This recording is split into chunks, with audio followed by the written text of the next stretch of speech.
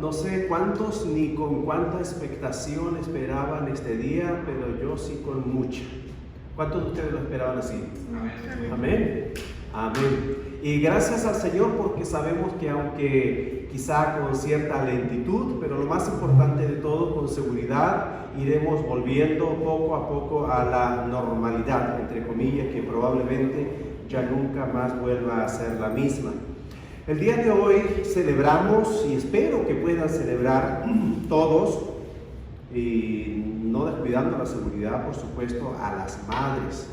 Y se habrán dado cuenta que en el video de esta mañana que regalé a Calvario, a todas las mujeres, a todas las hermanas, porque en cada mujer hay de diferentes maneras una madre en potencia. Y nosotros tenemos las que no lo han sido físicamente, pero lo son. Y lo han sido por muchísimos años, y en este sentido debo hacer un pequeño alto para saludar y reconocer, además de mi propia madre, la madre de mis hijos, la madre de mi esposa, etcétera, etcétera, a nuestras ancianas, que han sido la mamá de muchos y de muchas generaciones, y de abuelitas, y no siendo madres propiamente tal. Así que saludos y bendiciones a todas nuestras hermanas. Y el día de hoy vamos a ir, por supuesto, a la palabra del Señor, que también yo con mucha expectación, porque la he preparado con mucho amor. Hemos estado hablando de crisis, pero el día de hoy, de manera especial, lo que vamos a ver, y en celebración o en reconocimiento a las madres, feliz Día de las Madres, vamos a considerar el ejemplo o la enseñanza bíblica a través de madres en crisis. Una madre o las madres, la verdad de las cosas es que viven en crisis, porque los hijos siempre le estarán dando motivos para ello, si no, no serían hijos. Entonces, probablemente no sea nuevo mucho de lo que vamos a ver, pero es bueno recordarlo, y sobre todo porque todos bien haríamos en aprender de ellas, y en esta mañana de las madres en crisis. Vamos a hacer oración, vamos a pedir la dirección del Señor. Padre amado, gracias porque llegamos a este momento, y suplicamos, mi Dios, porque la presencia y la dirección de su Santo Espíritu sea una realidad en nuestro medio. Ruego porque Él pueda hablar a través de su siervo, y Él mismo pueda preparar y disponer de la mejor manera posible el corazón y la mente de cada uno de mis hermanos y hermanas aquí y en sus lugares de residencia. En Cristo Jesús nuestro Señor oramos. Amén y amén. No sé, Juan Flavio, cómo estamos en el volumen, quizás un poquito. Vamos a esperar eso.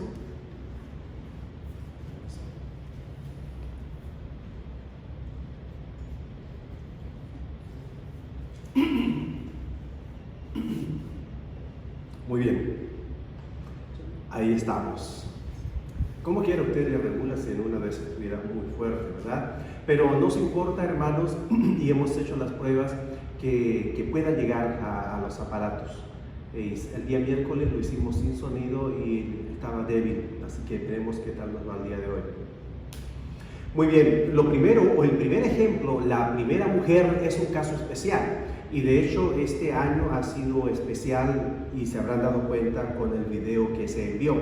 Se trata de Ana, y ella era esposa de Elcana. La historia bíblica, para los que hacen apuntes, se encuentra en 1 de Samuel, el capítulo 1, versículos 1 al 28. Nos dice la historia, ahí está el pasaje y la historia completa. Yo voy a resumirla y rescato versículos claves para ello. Nos dice la Biblia que Elcana tenía dos mujeres, y que una se llamaba Penina, y esta Penina tenía hijos, y sin embargo Ana no los tenía, no tenía hijos, pero en su corazón y en su genética, en su espíritu, ella era madre, y al no poder ver esto hecho realidad físicamente, ella sufría mucho. La razón por la cual la historia ha sido incluida. Pero continuando el relato acerca de la vida de ella, nos dice la Escritura que ella era amada por su esposo. Y yo destaco esto porque realmente ella era amada por su esposo. En cuanto o respecto del amor, la maternidad o no, el que pueda realizarse una mujer por medio de la maternidad, eso no marca la diferencia o no hace diferencia en ella como mujer, ni debiera hacerla respecto de su marido en el sentimiento de amor que por ella él tenga. Nos dice que era amada. En los versículos 4 y 5 del relato bíblico dice: y cuando llegaba el día en que Elcana ofrecía sacrificio, daba a Penina, su mujer, a todos sus hijos y a todas sus hijas, a cada uno su parte. Eso habla bien de él respecto de lo justo, en el sentido de que a todos daba lo suyo, a cada uno daba su parte, y parece que la daba bien medida. Sin embargo, dice, y esto no le desmerita o desmerece en manera alguna a Elcana, el versículo 5 dice: pero a Ana daba una parte escogida. Eso quiere decir, no que era una parte más grande, pero que era escogida. Eso quiere decir que no de lo que fuera saliendo, sino realmente de lo mejor que podía él ver u obtener. Y ahora, ¿por qué hacía él esto? Y es lo que estamos destacando en esta mañana, porque amaba a Ana. Y no solo eso, si ustedes se fijan, lo que alcancen a ver, dice: aunque Jehová no le había concedido tener hijos. Ahora es interesante, y destaco una vez más, Elcana amaba a su mujer, Elcana amaba a Ana, Elcana amaba mucho a Ana, y el sentimiento que él tenía por ella no era un sentimiento de lástima. No dice que la amaba y no dice que le daba una parte escogida porque no podía tener hijos o porque Jehová no le había concedido el tener hijos todavía, sino dice aunque o pese. Y de esta forma, y hay un versículo más todavía que vamos a ver, nos está demostrando de que el sentimiento, la relación que había entre ellos era de amor. Ana era muy amada por su esposo, y vemos en el versículo 8, yo no sé quién estará con su Biblia, pero sí están mirando acá, ¿verdad? Muy bien, dice que: y Elcana, su marido, le dijo: Ana, ¿por qué lloras? ¿Por qué no comes? ¿Y por qué está afligido tu corazón? ¿No te soy yo mejor que 10 hijos? No quiero idealizar la relación de esta pareja, pero sí dejar muy en claro que era amada. Ahora, considerando los tiempos que se vivían, hay que destacar o reconocer el hecho de que Elcana la amaba, y no solo porque le daba, sino porque estaba pendiente de ella. Y le pregunta, y le hacía muchas preguntas: ¿por qué lloras? ¿Por qué no comes? ¿Por qué está afligido tu corazón? Y luego la pregunta retórica al decirle: ¿no te soy yo mejor que 10 hijos? ¿No te amo tanto como si fueran 10 hijos? ¿No te procuro, no te asisto? Definitivamente él no lo decía de labios para afuera lo que decía.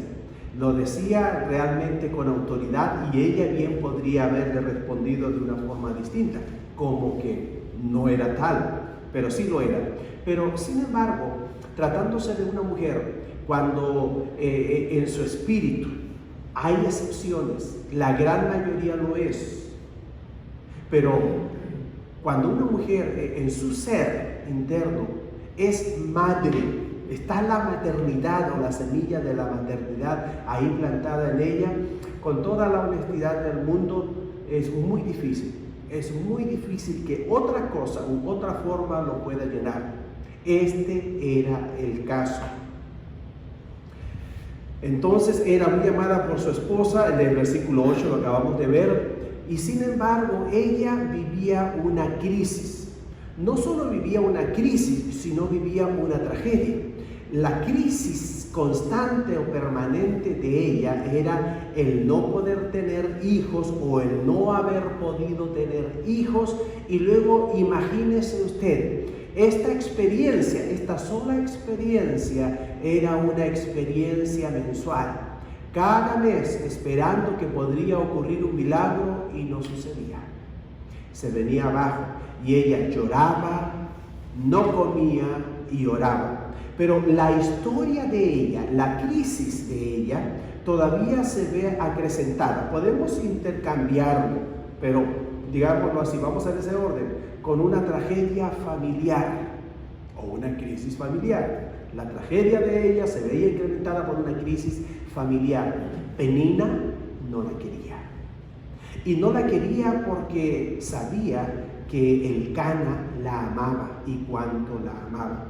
Entonces, ¿qué sucedía? Veamos. Cada año, cuando ellos iban a adorar, específica y especialmente cada año cuando iban a adorar, y recibía cada uno de ellos, Penina, a sus hijos, sus hijas, su parte, pero Ana una parte escogida. ¿Qué es lo que hacía ella?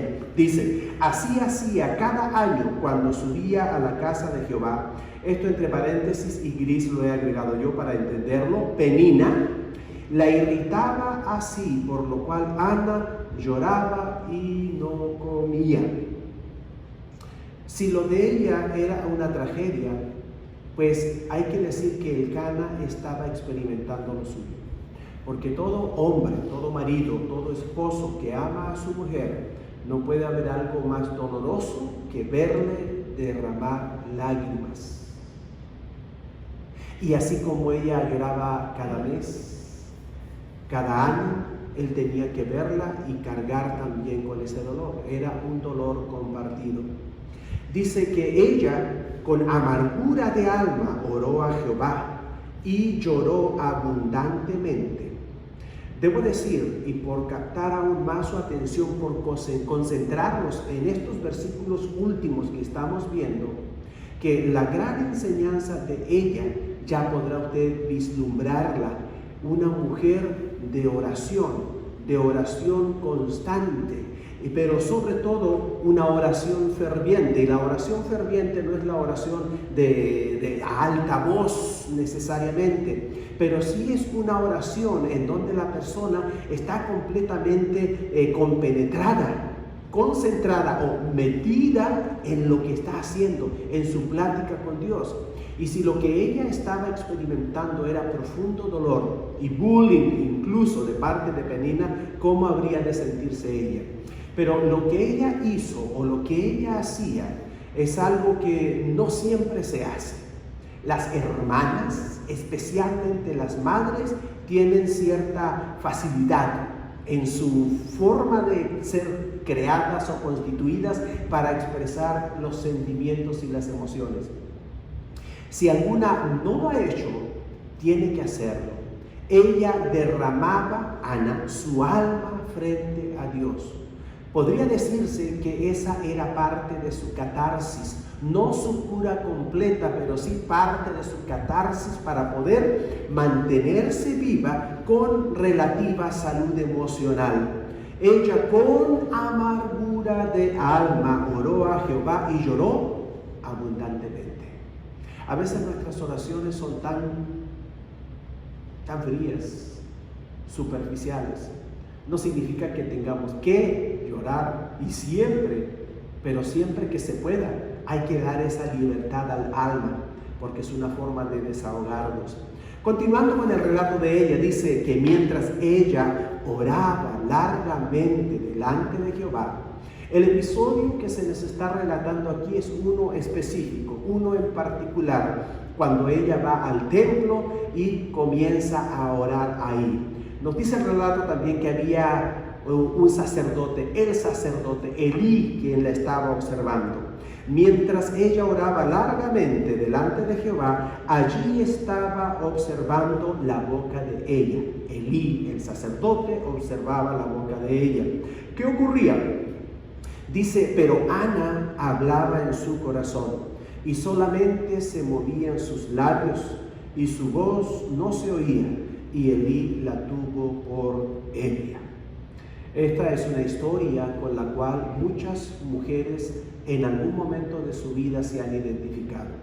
Y cada vez que yo la leo, y aún ahora mismo, yo estoy recordando pasajes en la vida de mi esposa cuando oraba de esta manera. Versículo 15, y Ana le respondió diciendo: no, Señor mío, yo soy una mujer atribulada de espíritu. No he bebido vino ni sidra, sino que he derramado mi alma delante de Jehová. Madres en crisis, futuras madres en crisis, madres potenciales en crisis. ¿Y qué aprendemos de esta en particular? El orar fervientemente, derramando el alma ante Jehová. Dios siempre escucha, pero oraciones de ese tipo, de esa clase, definitivamente lo hace de mayor manera. Esta es una madre que no podía ser madre. ¿Qué es lo que hizo ella? Orar, llorar, llorar, orar. No deje que el dolor y la congoja aflijan su espíritu. Además, Ana tiene otra particularidad. Y las hermanas o las mujeres que han vivido esta crisis o esta tragedia de no poder concebir, se ven a menudo enseñadas por el ejemplo de Ana, pero también se ven limitadas o detenidas, porque ella no solo fue una mujer deseosa, anhelante por experimentar la maternidad, sino que pero tan absolutamente, tan grande era su amor maternal, que ella llegó a hacer algo que pocas hacen o serían capaces de hacer. Ella hizo un voto a Jehová y prometió que entregaría a su hijo a él. Veamos, versículo 11. E hizo voto diciendo: Jehová de los ejércitos, si te dignares mirar a la aflicción de tu sierva y te acordares de mí, y no te olvidares de tu sierva, sino que dieres a tu sierva un hijo varón, ¿qué es lo que haría? Yo lo dedicaré a Jehová todos los días de su vida, y no pasará navaja sobre su cabeza. Miren lo que hizo. Voto a Jehová en medio de ese dolor. Y después, obviamente sabemos la historia, dentro del lapso de un año, Dios le concedió la petición. Pero después, esto no ocurre inmediatamente, sino que cuando el niño ya estaba en condiciones de ser destetado, no vamos a especular mucho respecto de la edad, pero por lo menos entre 4 o 5 años, no menos, muy chiquito. Y dice: por este niño oraba, y Jehová me dio lo que le pedí. Yo pues lo dedico también a Jehová todos los días que viva. Será de Jehová. Y adoró allí a Jehová. Una mujer de palabra.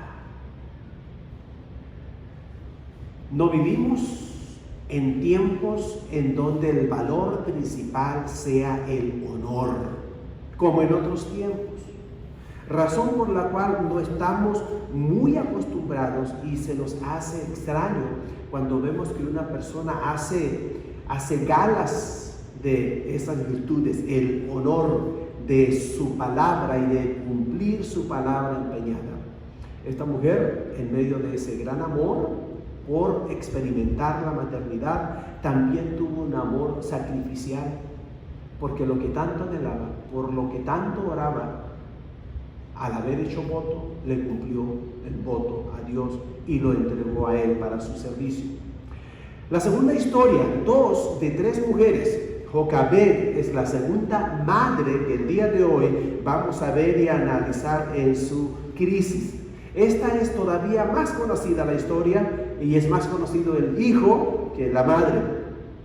Ella tuvo hijos antes de tener a Moisés, la madre de Moisés. Hay 2 versículos en 2 libros del Antiguo Testamento que nos lo dicen. Éxodo, el capítulo 6, versículo 20. Y hago un pequeño hincapié. La historia que vamos a analizar de ella está en Éxodo capítulo 1, versículo 15, hasta el capítulo 2, versículo 10. Sin embargo, el antecedente que ha hecho mención lo vemos en Éxodo 6:20 y dice: y Amram tomó por mujer a Jocabed su tía, la cual dio a luz a Aarón y a Moisés. El otro pasaje está en Números capítulo 26, versículo 59 y dice: la mujer de Amram se llamó Jocabed, hija de Leví, que le nació a Leví en Egipto. Esta dio a luz a Amram, de Amram a Aarón y a Moisés y a María su hermana. Muy bien, estamos completando aquí todo el panorama familiar. ¿Y cuál es la característica de ella? Creo que una de las dos grandes características por las que se le admira, y digo la primera, es como un paquete, es como un combo. Para mí es el ingenio, la creatividad y la laboriosidad.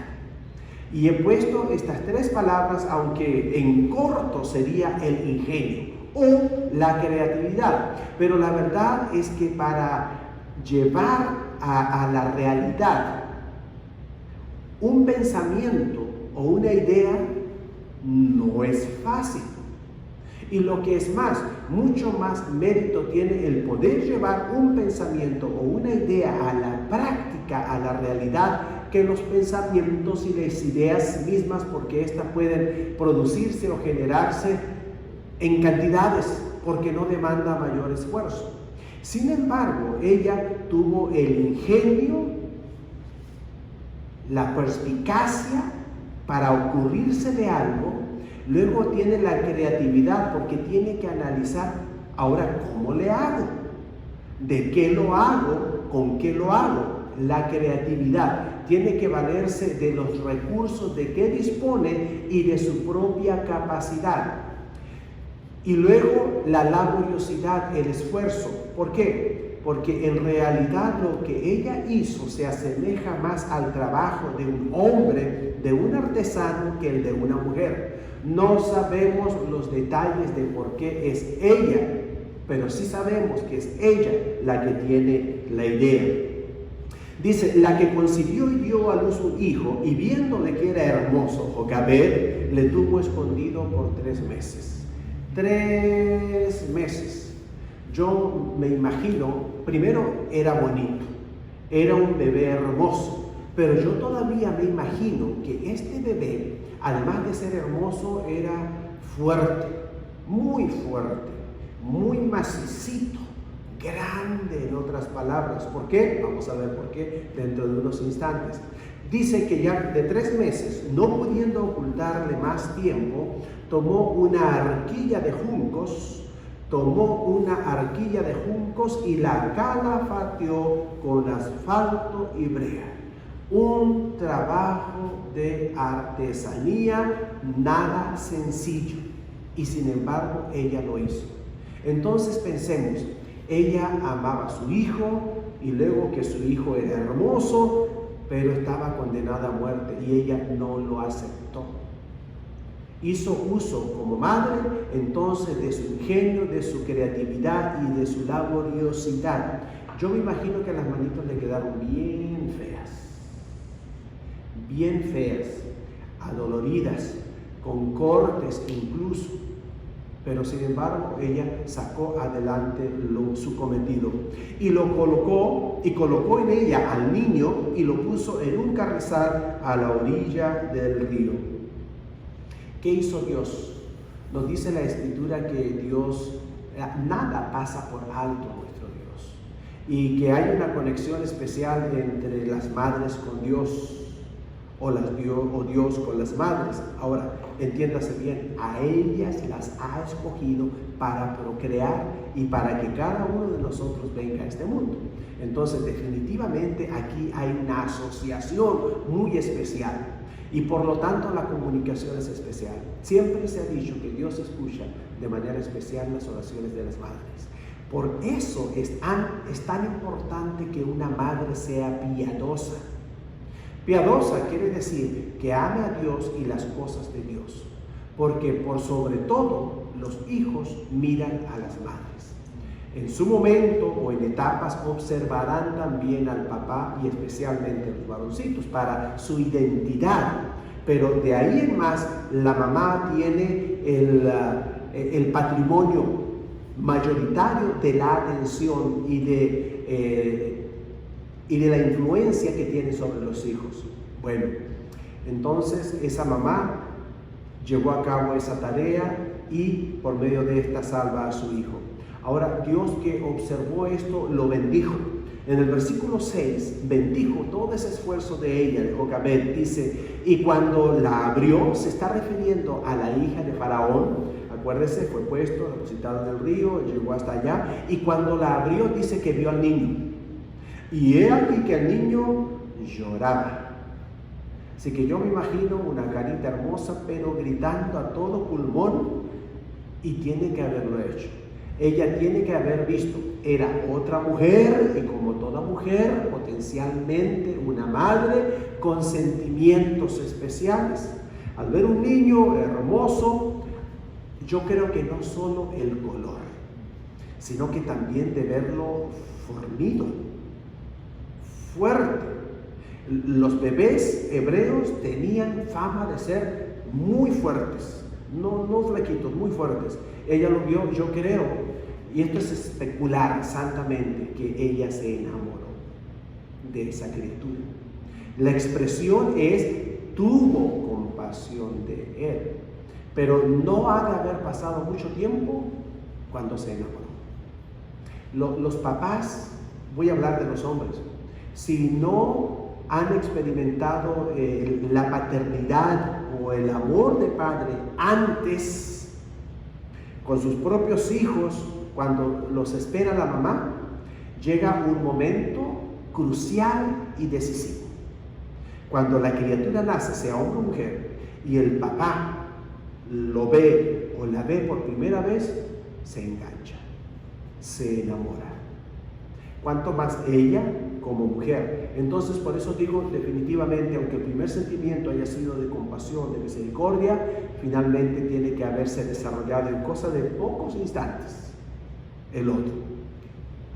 Versículo 7 dice, entonces su hermana dijo a la hija de Faraón, iré a llamarte una nodriza de las hebreas para que te críe este niño. Y ahí vemos también una niña que no llegaba a señorita, pero las niñas son como prematuras, son como muy inteligentes, son como más chiquitas, en otras palabras. Y ella le dijo a su mamá, yo lo voy a mirar, y me imagino a ella caminando o corriendo por la orilla del río, viendo todo el tránsito, el recorrido que iba haciendo el pequeño Moisés, y cuando lo recogieron, ahí se le apareció ella.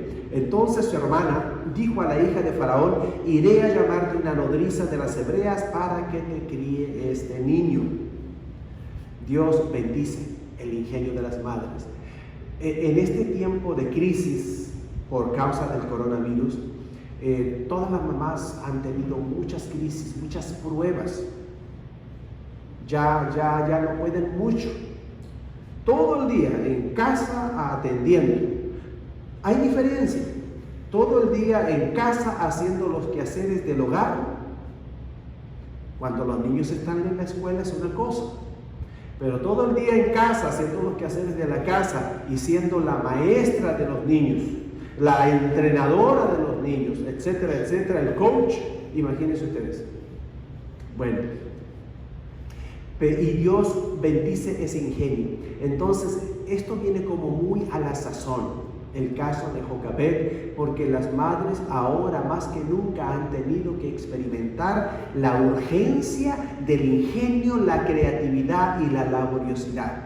Y también habrán descubierto que por cansadas que estén, extremadamente cansadas, probablemente no sabían todavía de todo lo que eran capaces, porque todavía siguen dando más y más y más. Y la hija de Faraón respondió, ve. Entonces fue la doncella y llamó a la madre del niño, a la cual dijo la hija de Faraón, lleva a este niño y críamelo, y yo te lo pagaré. y la mujer tomó al niño y lo crió. Imagínense, es una historia tan tremenda que uno dice, o alguien podrá decir, ¿será posible? Y yo les voy a decir, hermanos, hermanas, es posible. Todo es posible con Dios. Y al que cree, todo le es posible. Entonces, el Señor también quiere expandir o ampliar nuestra mente, quizás deshaciéndonos o discriminando un poco la lógica, la razón, como veíamos recientemente, para dar cabida a la fe. Esta mujer fue tan bendecida que no perdió el privilegio de criar, amamantar a su propio hijo y luego que le pagaran por ello. Sin embargo, el tiempo pasa y ella se ve enfrentada a una nueva crisis. Y eso nos recuerda, y vamos a ver otro caso, bueno, de hecho lo hemos visto con Ana. Primero no podía tener hijo y luego que tiene su hijo y luego que tiene que entregarlo, crisis tras crisis. Aquí ella, Jocabed, que quería salvar a su hijo y salva a su hijo y le regresan a su hijo, y ¿qué es lo que tiene que hacer ella posteriormente? Tiene que entregarlo. Versículo 10 dice, y cuando el niño creció, ella lo trajo a la hija de Faraón, la cual lo prohijó. Si bien es cierto, durante su primera infancia de este bebé, la hija de Faraón no lo tuvo, pero con regularidad lo mandaría a buscar para verlo, pasar tiempo con él y luego llévenselo otra vez. Recuerden que era la princesa, la hija de Faraón. Pero cuando ya llega el tiempo, y esto nos confirma la relación que nació y se creó o crió entre ellos, ella lo trajo a la hija de Faraón, la cual lo prohijó, lo adoptó. Lo adoptó con todos los derechos y deberes legales que ello implicaba. Asumía el nombre, asumía el apellido, asumía el estatus y posteriormente asumiría la fortuna. No lo hizo porque sabemos que ocurre con Moisés, pero legalmente habría tenido derecho a ello por haber sido adoptada legalmente. Y eso se evidencia también en el hecho de que le dio un nombre nuevo. Lo prohijó y le dio un nombre nuevo. La tercera historia. Aquí encontramos a lo que acabamos de ver entonces: ingenio, creatividad y laboriosidad. La tercera historia de una madre en crisis. No sé, permítanme ver un segundo cómo estamos con el tiempo. Muy bien. Es una historia, no sé cuánto me vaya a tomar, pero sí les voy a llevar a pensar. Y los que están aquí y pueden ver, bien, perfecto, no dejen de ver la palabra que está ahí proyectada. Los que están en casa, hermanos, y si no pueden ver bien, que es muy probable, yo le invito, tome una Biblia. Es muy importante que pueda tomar una Biblia y que pueda poner atención a los detalles que voy a destacar y rescatar para poder entender de mejor manera todavía la enseñanza que ella nos deja. Normalmente la mencionamos cuando hablamos de la vida de Sarepta. En realidad podríamos haber dicho también la madre de Sarepta. Hablamos de la viuda y pocas veces de la madre, aunque conocemos la historia. Ahora, la razón puede ser bastante obvia, porque ella, además de viuda, desvalida y vulnerable, es anónima. Esto ocurre en el Antiguo Testamento. En el Nuevo Testamento, nuestro propio Señor Jesucristo hace mención de ella. Y sin embargo, hasta Él, o sea, nuestro Señor Jesucristo, la mantiene todavía en el anonimato. No nos revela cuál sería su nombre, ni muchos detalles acerca de la condición de ella. Pero por supuesto nos dice bastante y lo suficiente para nosotros aprender. Vamos a ver primero lo que dice nuestro Señor Jesucristo en Lucas, el capítulo 4, versículos 25 y 26. Dice: y en verdad os digo que muchas viudas había en Israel en los días de Elías, cuando el cielo fue cerrado por 3 años y 6 meses. Muchas viudas había en Israel en los tiempos de Elías, cuando el cielo fue cerrado por 3 años y 6 meses.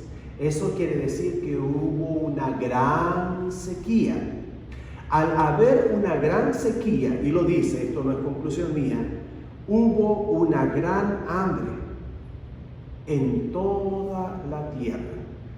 Que nosotros podamos entender que hubo sequía por 3 años y medio y que podamos entender que como consecuencia de ello hubo una hambruna muy grande y muy extendida, también es muy importante.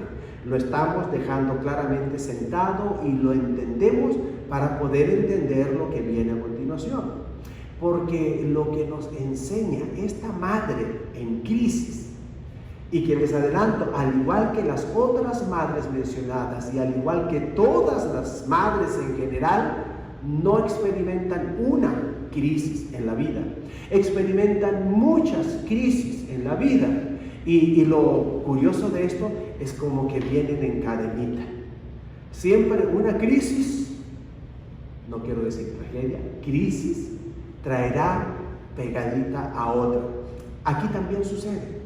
Pero lo que ella hace, no siendo judía, no siendo hebrea, no conociendo directamente a Jehová, Dios de los ejércitos, como persona, como experiencia étnica de su pueblo, histórica, cultural, ella lo obedece. Ella lo obedece. No cabe la menor duda que Dios la escogió, porque Dios la escogió. Así como Dios escoge a cada mamá para ser la madre de cada hijo. A ella la escogió para una misión. Ella no la sabía, Dios lo sabía.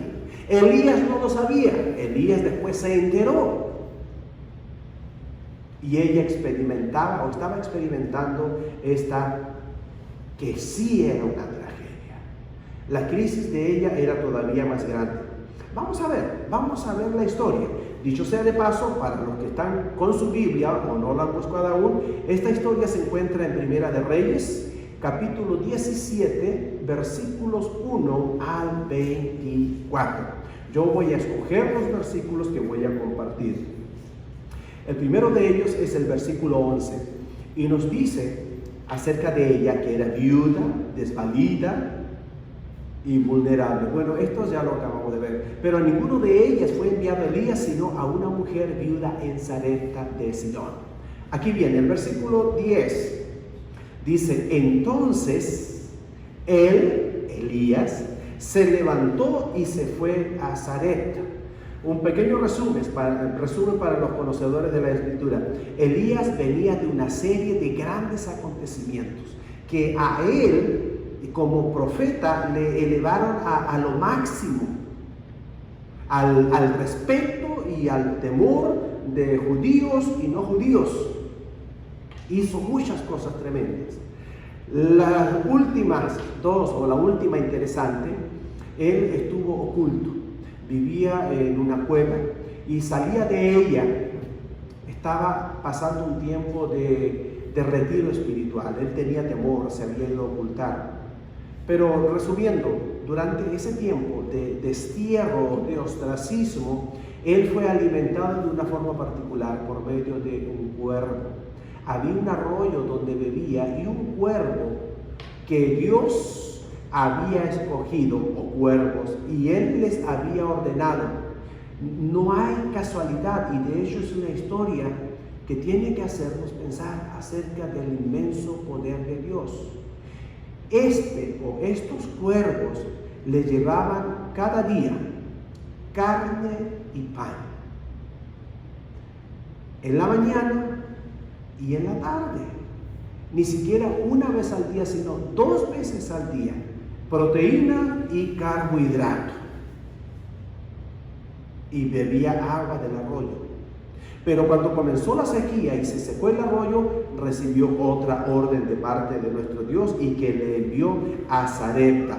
Entonces él se levantó y se fue a Sarepta.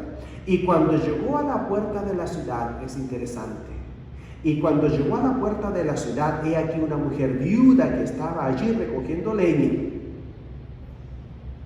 Piense por un instante, esa mujer tenía su casita, y como vamos a ver más adelante, además de ser viuda, con todo lo que implicaba ser viuda, que una mujer fuera viuda, eso significa que era desvalida, que era vulnerable, que estaba desamparada. La viudez era no un estado, o más que, porque no era de deshonra, era todavía un estado de honor o con dignidad, pero de total desvalimiento. Si no tenía familia adinerada o la familia de su esposo era adinerada, iba a estar totalmente desamparada. El caso de ella era el segundo, y tenía un hijo. Y sin embargo, ella dice que estaba ¿dónde? Y cuando llegó Elías a la puerta de la ciudad, nosotros ya sabemos que ella tenía un hijo y que no tenía para comer, o que tenía poco para comer, o que tenía para una última comida. Y es interesante, y esto nos sigue aclarando la crisis en la cual se encontraba ella y la gente de esa época, porque no estaba en su casa. Eso quiere decir que lo que andaba buscando no lo tenía en casa. No estaba alrededor de su casa lo que ella necesitaba, o en su vecindario. Lo que es más, lo que ella necesitaba y andaba buscando ni siquiera estaba dentro del perímetro de la ciudad o del pueblo, sino que ella habría estado fuera del pueblo. ¿Por qué? Porque dice, y cuando llegó Elías a la puerta de la ciudad, cuando llegó a la puerta, no cuando entró, no cuando la cruzó, sino cuando llegó a la puerta. Eso es enfrente, antes de entrar, y ahí ya estaba. ¿A quién encontró? Dice, y cuando llegó a la puerta de la ciudad, he aquí una mujer viuda. Entonces ella no estaba en casa, no estaba fuera de su casa o en el patio de su casa, no estaba en su vecindario, no estaba dentro de la ciudad, sino que en busca de lo que necesitaba, ella ya había recorrido un largo trecho que probablemente ya lo habría recorrido muchas otras veces, razón por la cual ella sabía a dónde tenía que seguir o recomenzar la jornada en búsqueda de aquello, que saben ya qué es lo que buscaba, ¿verdad? Estando ahí, y he aquí una mujer viuda que estaba allí recogiendo leña. Cuando se utiliza la expresión recogiendo leña, nosotros podríamos pensar que estaba recogiendo mucha leña para calentarse. La verdad es que había sequía y el tiempo era mayormente cálido, muy cálido, súper cálido. Y en el tipo de viviendas que ellos tenían, todo el calor que se acumulaba en la noche, en el día, perdón, aunque la noche fuera fría, el calor acumulado, almacenado en las paredes era suficiente para mantener una buena temperatura. Así que descartemos completamente que ella andaba buscando leña o mucha leña para calefacción. Ella después no solo dice para qué andaba buscando leña, sino que dice que andaba buscando ¿cuánto? 2 leños para hacer la última comida. Entonces esto nos confirma lo siguiente, que ella no estaba en su casa, no estaba en el patio de su casa, no estaba en el vecindario, no estaba dentro de la ciudad, sino que andaba ya fuera de la ciudad. La puerta principal saliendo, buscando o recogiendo leña. Y ella solo necesitaba 2, pero todavía no juntaba los 2, porque andaba recogiendo leña. Quizás tenía 1. Y eso nos dice, en medio de una sequía, imagínense ustedes, los arbolitos se secan y desaparecen. Y ella andaba ahí. Y sin embargo, Elías, y él la llamó. Ahora, en el lenguaje original, en el idioma original, este llamar tiene diferentes formas, pero incluye una, que es la que me imagino a la que se refiere, de llamar a viva voz, de gritar a alguien que está a distancia, llamar su atención y llamarle para que venga. Y él la llamó y ella vino y le dijo te ruego que me traigas un poco de agua. Pensemos y analicemos esto, porque esto es lo más importante. Y quizás de las tres cosas, hermanos, que estamos viendo en esta mañana, hermanas, aprendiendo de las madres en crisis, esta sea la más importante de todas.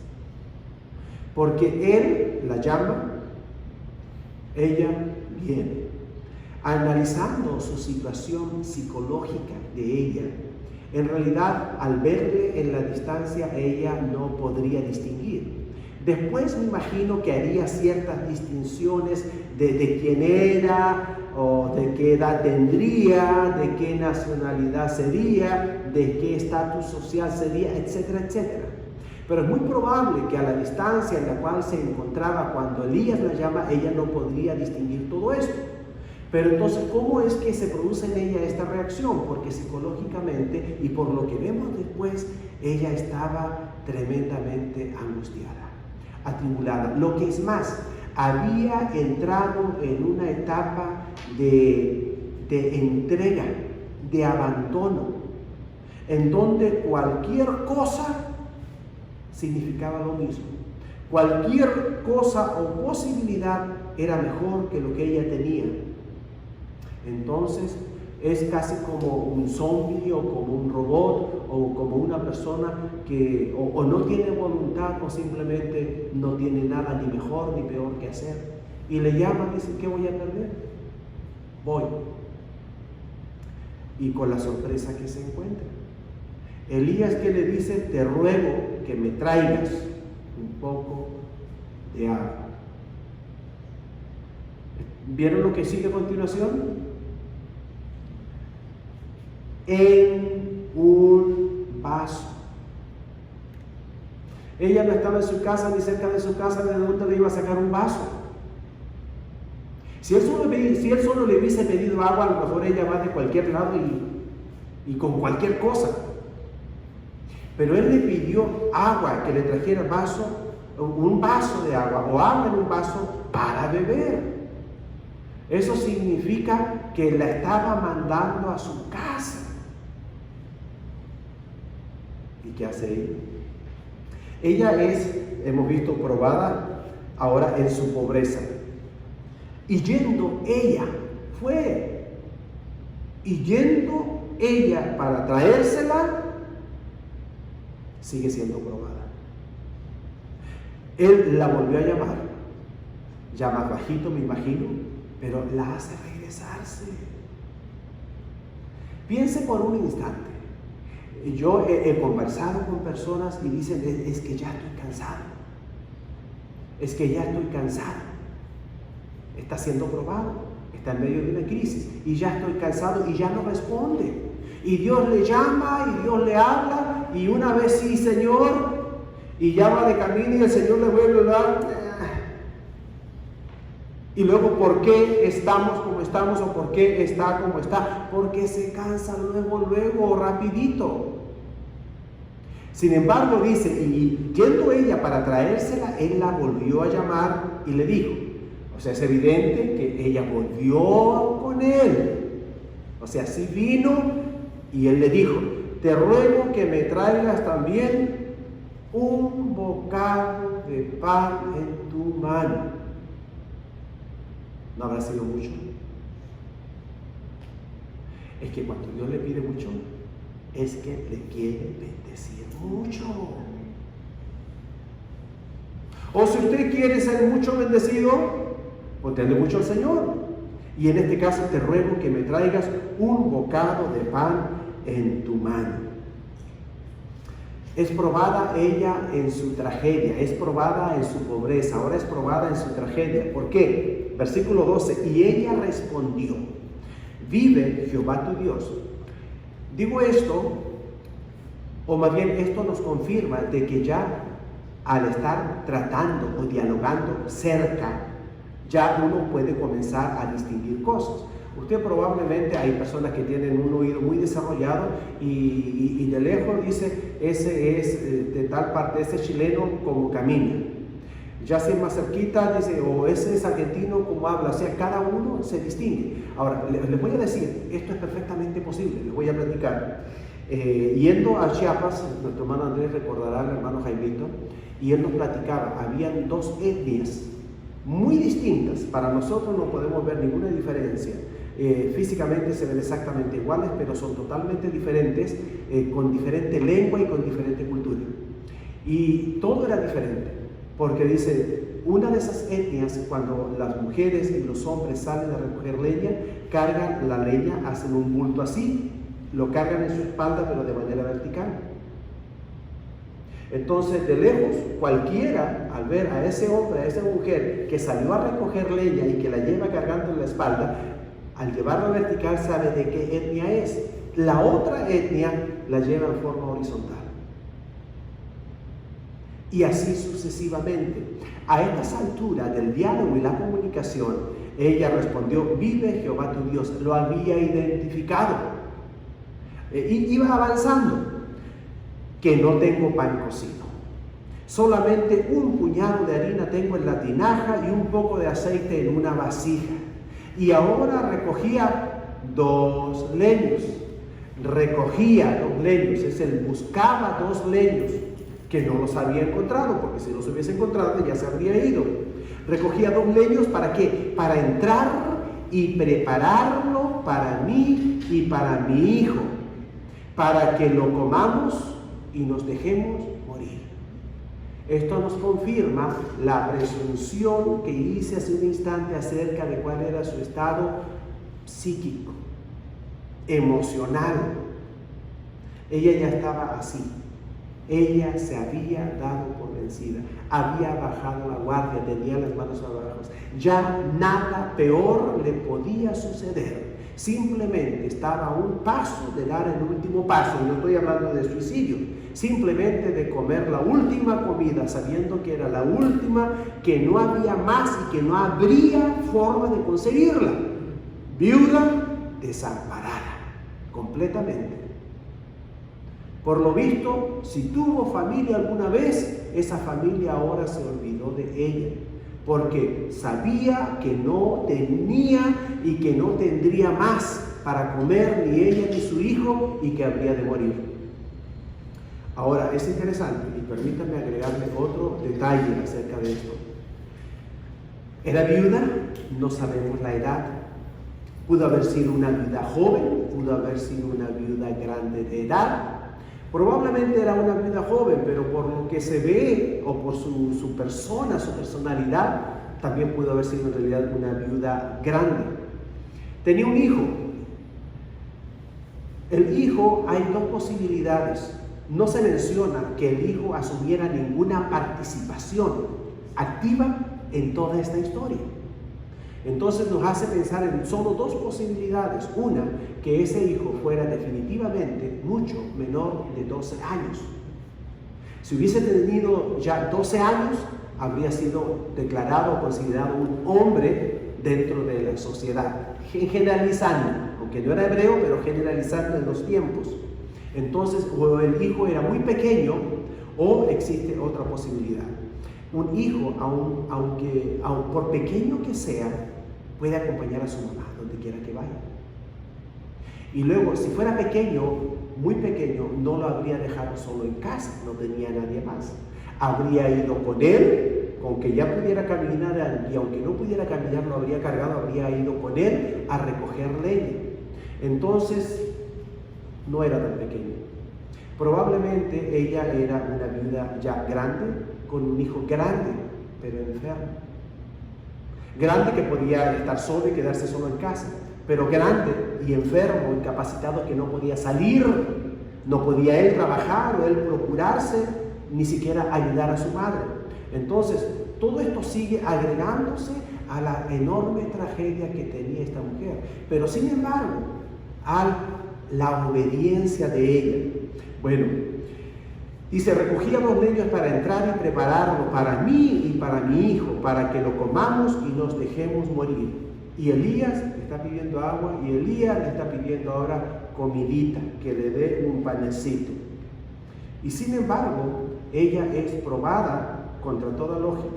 Ha sido probada en su pobreza, ha sido probada en su crisis y ahora es probada todavía contra toda lógica. Miren lo que le dice Elías. Elías le dijo: no tengas temor, ve, haz como has dicho. O sea, que con esos 2 leños iba y con la harina, el puñado que le quedaba y el poquito de aceite, iba a hacer un último panecito o 2 panecitos para comérselo ella con su hijo y dejarse morir. Elías le dijo: no tengas temor, ve, haz como has dicho, pero hazme a mí primero de ello una pequeña torta cocida debajo de la ceniza. Ya que hubiera dicho, pues cuando haga para ti, tu hijo me das un trocito, un pedacito. No. Primero para mí. Y luego pues ya primero para mí cualquier cosita que ya no doy más. No. Como dicen por ahí, se puso sus moños y me vas a hacer una tortilla buena, porque dicho sea de paso, eso es una tortilla, es otro tipo de tortilla. Y yo la he comido y son muy ricas. Se meten y se cocen completamente bajo la ceniza. Debajo de la ceniza y tráemela. Y luego todavía tráemela. Y después harás para ti y para tu hijo.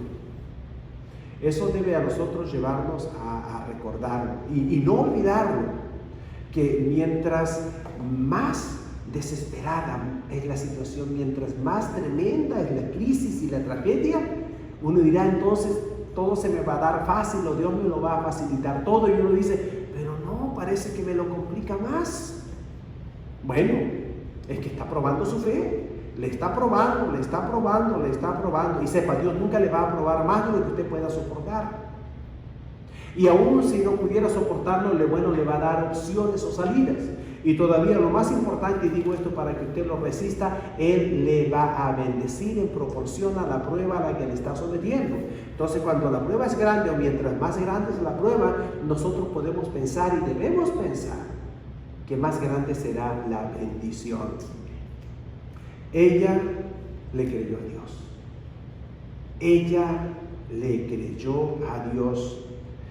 Versículo 14, porque Jehová Dios de Israel ha dicho así, le está diciendo Elías, la harina de la tinaja no escaseará, ni el aceite de la vasija disminuirá, hasta el día en que Jehová haga llover sobre la faz de la tierra. Y todavía faltaba mucho. Y todo ese tiempo que no le iba a faltar. Y ella le creyó. Y ella obedeció. Una cosa es creer a Dios, otra cosa es creerle a Dios. Y creerle a Dios implica el obedecer. Ella obedeció a Dios y Dios la bendijo. ¿Cómo?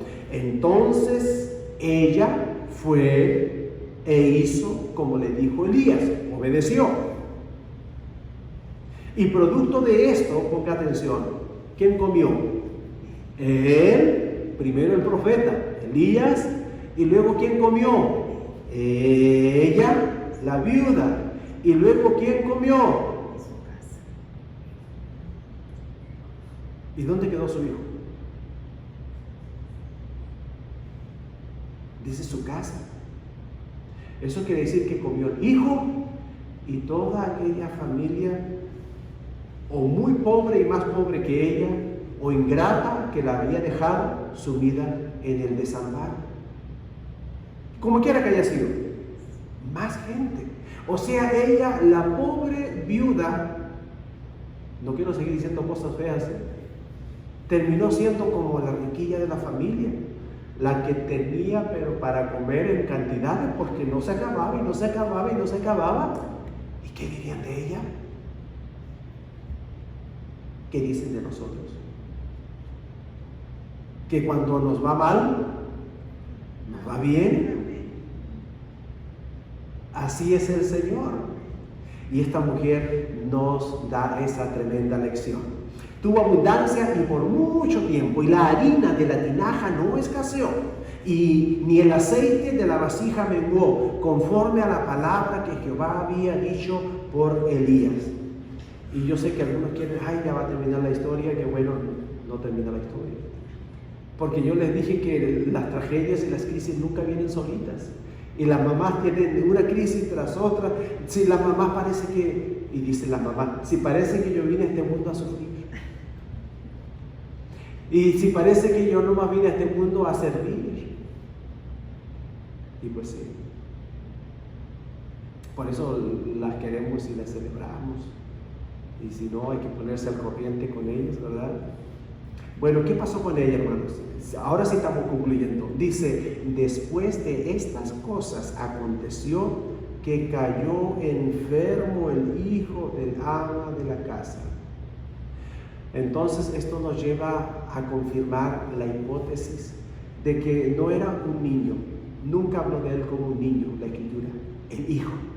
Y que ahora cayó enfermo, que recrudeció, que agravó, o que producto de su condición se agregó otra enfermedad. Y la enfermedad, dice, fue tan grave que no quedó en él aliento. Sin embargo, el profeta interviene e intercede ante Dios. Y Jehová oyó la voz de Elías y el alma del niño. Aquí aparece como niño, pero pudo haber sido joven. La palabra no es exclusiva. Y el alma del niño volvió a él y revivió. Eso quiere decir que volvió a la vida. Tomando luego Elías al niño, lo trajo del aposento a la casa y lo dio a su madre. Y ese lo trajo, da la idea de haberlo cargado. Y lo dio a su madre y le dijo Elías, mira, tu hijo vive. Qué tremenda palabra, ¿no? Hermanos, el día de hoy aprendemos mucho.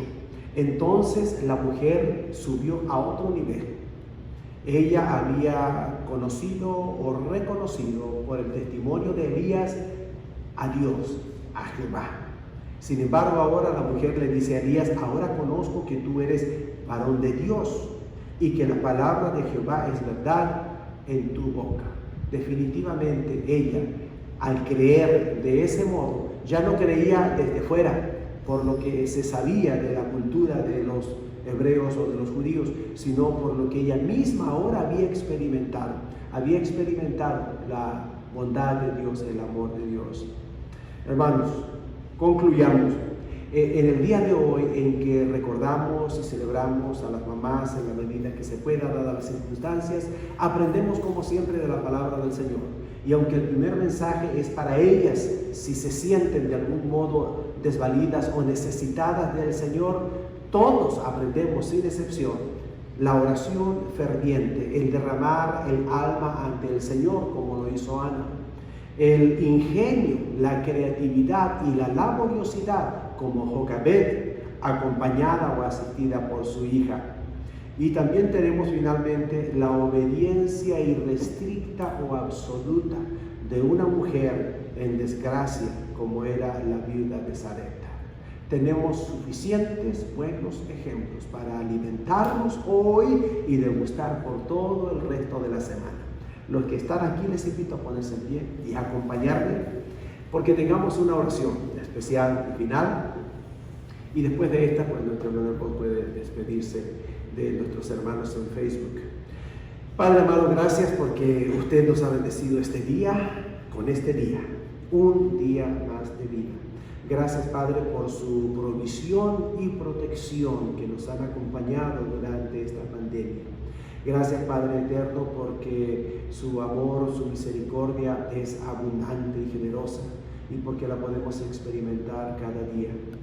Yo le ruego, Padre, que hoy, de manera muy especial, su palabra quede retumbando, haciendo eco en nuestros oídos y acomodándose, Señor, en nuestro corazón, de manera que no la olvidemos. Permítanos mirarnos, oh Señor, al espejo del ejemplo de estas madres en crisis, que podamos aprender, corregir y mejorar nuestra propia vida, independientemente del género.